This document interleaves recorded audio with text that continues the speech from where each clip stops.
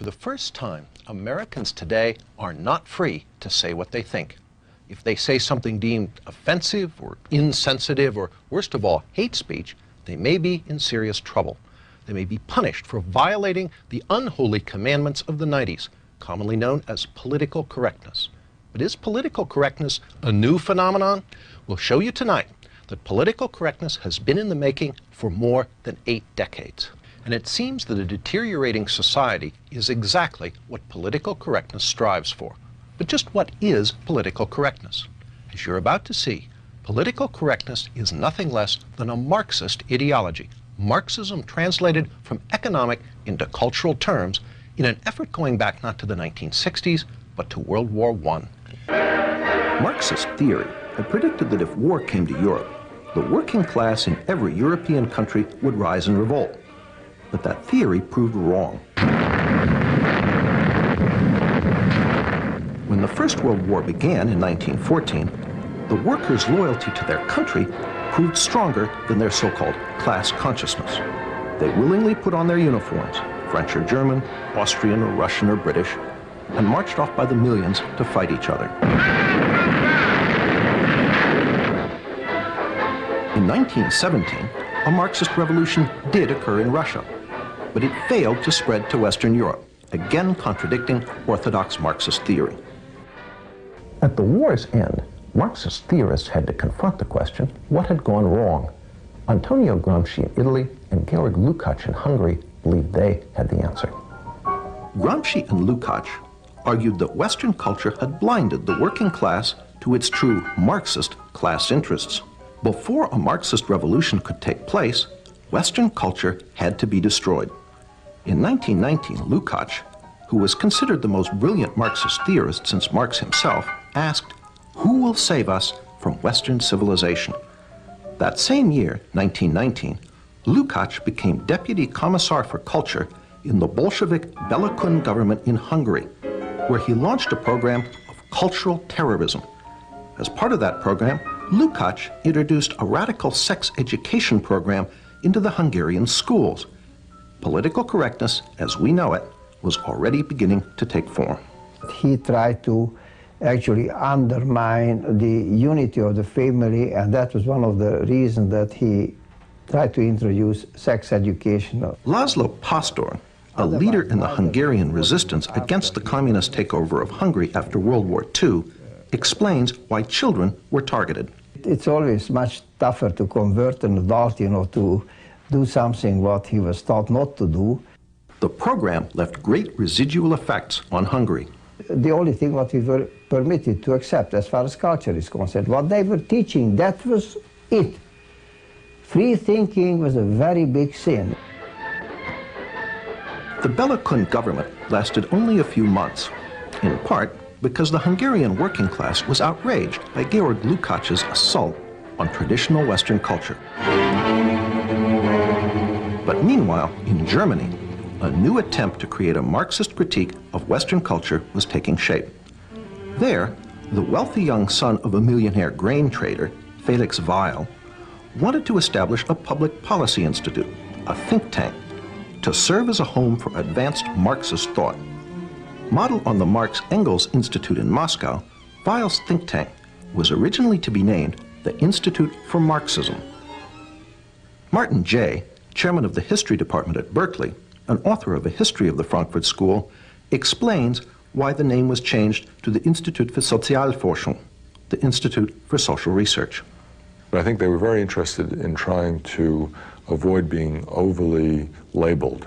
So it's a fairly bland name, the Institute of Social Research. The Institute was affiliated with Frankfurt University in Frankfurt, Germany, and in time became known simply as the Frankfurt School.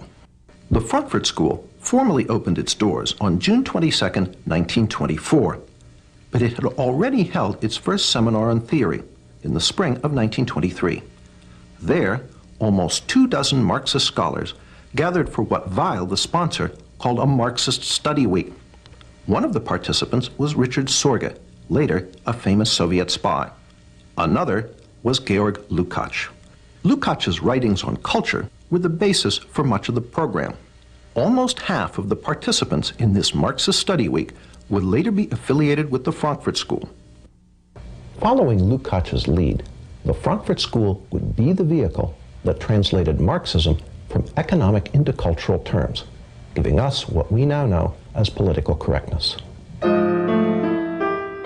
The Frankfurt School's first director was an Austrian Marxist economist, Karl Grünberg. Grünberg's principal effort was to firmly establish the Institute's Marxist nature. In his inaugural address, which opened the Institute's new building in Frankfurt, Grünberg said, "It has been our intention here from the outset to maintain uniformity in the way we look at problems and go about solving them.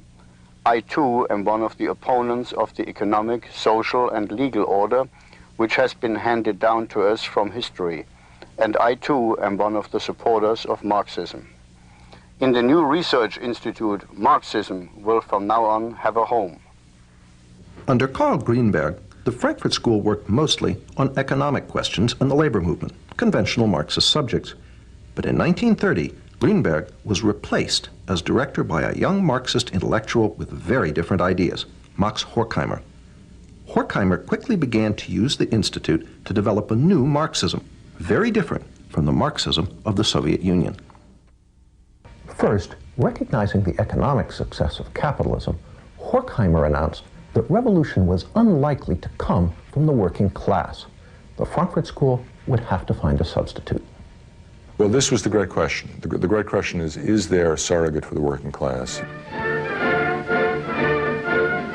The Frankfurt School would not find an answer to this question until the 1960s. But meanwhile, Horkheimer moved to revive Lukács's work by making the culture, not the economy, the central focus of the Frankfurt School's work.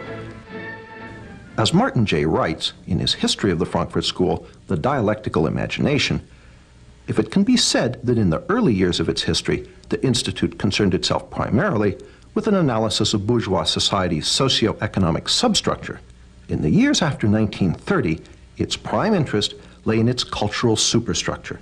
Indeed, the traditional Marxist formula regarding the relationship between the two was called into question.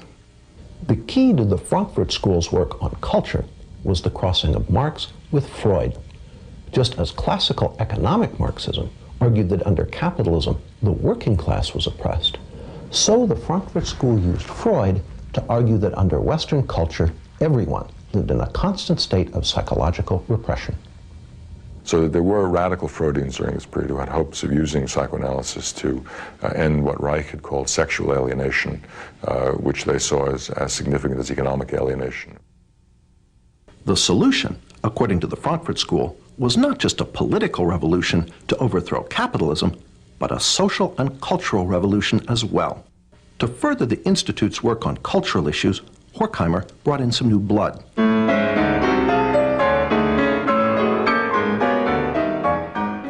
The new members included a sometime music critic, Theodor Adorno. Martin J. sees this edition as critical. Well, Adorno is perhaps the most fecund and, I think, brilliant of all the members of the Frankfurt School. Another new member was Erich Fromm. Fromm, a practicing psychoanalyst, was noted for his radical Marxist social psychology. He pioneered the concept of sexual liberation and gender politics. According to Martin J., in Fromm's view, masculinity and femininity were not reflections of essential sexual differences.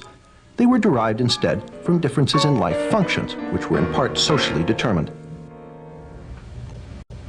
Another piece of political correctness was falling into place. In 1932, Herbert Marcuse became a member of the Institute for Social Research. Marcuse would ultimately become the most important member of the Frankfurt School for the development of political correctness. In the 1950s and 60s, Marcuse would complete the translation of Marxism into cultural terms and inject it into the New Left. Martin J. sums it up. In which Marcuse in the United States represented the most radical inclinations of the school, in a sense continuing the work they had done in the 1920s and into the 30s, a work that was inspired by Marxist Hegelian philosophy, very interested in the crisis both of capitalism and liberal democracy, trying to find alternatives to the working class. As we've seen, the Frankfurt School, Marxist in origin, wanted to create a cultural revolution against Western society. And in the 1930s, they took their important first step. In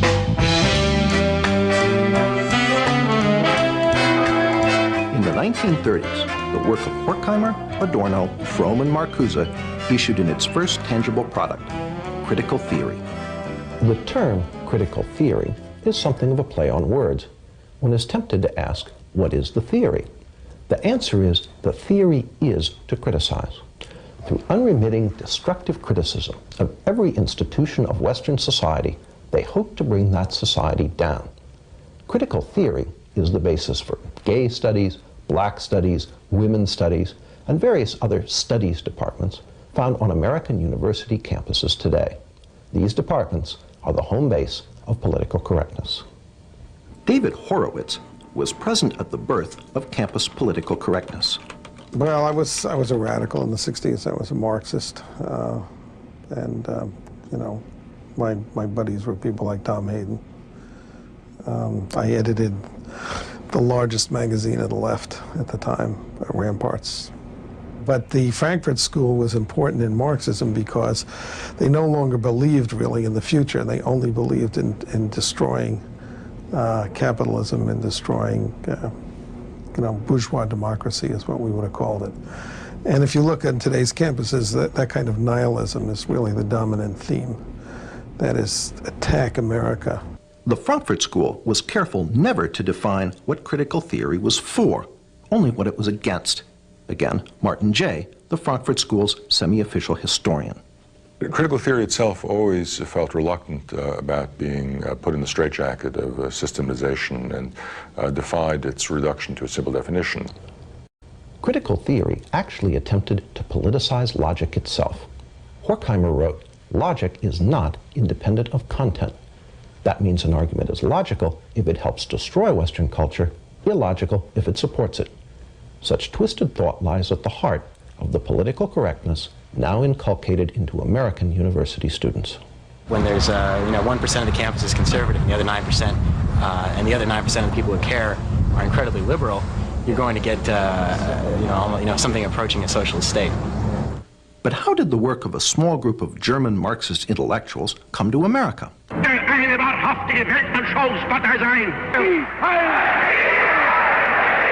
1933, when the Nazis came to power in Germany, the Institute for Social Research fled. It fled to New York City, where it was reestablished that same year with help from the president of Columbia University.